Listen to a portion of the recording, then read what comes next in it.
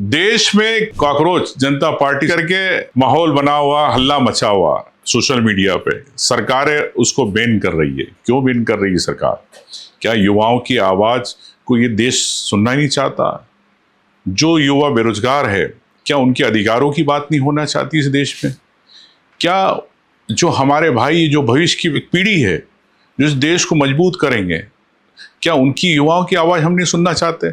व्यवस्था को लेके बात बार बार हो रही है। जब व्यवस्था और युवाओं को कॉकरोच समझने लगे तो समझ लीजिए समस्या युवाओं में नहीं, व्यवस्था की सोच में है। हमारे भाई लोग जो बात कह रहे हैं, देश में उभर रही कॉकरोच जनता पार्टी सिर्फ एक सोशल मीडिया ट्रेंड नहीं है, यह देश के युवाओं की नाराजगी, व्यंग, सिस्टम से टूट चुके युवाओं के गुस्से की आवाज है।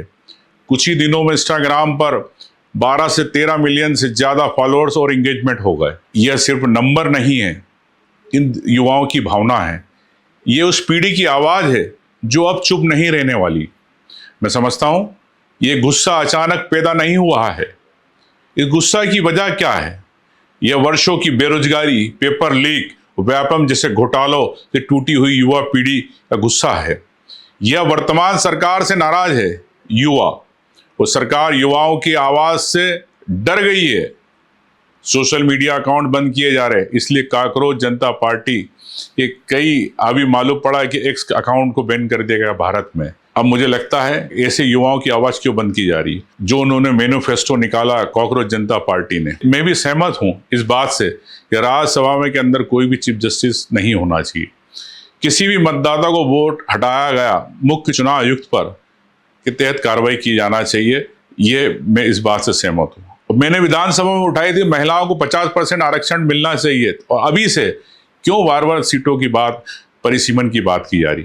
कॉर्पोरेट नियंत्रण मीडिया चैनलों को लेके लाइसेंस रद्द किए जाना है, गोदी मीडिया को रोका जाना चाहिए, बैंक खातों की जांच कराई जाना चाहिए। मैं इस बात से भी सहमत हूँ।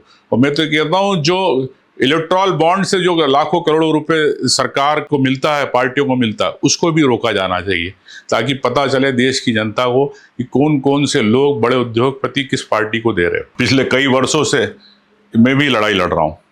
सरकार को समझना होगा, इस देश की युवा पीढ़ी की भावना को समझना होगा।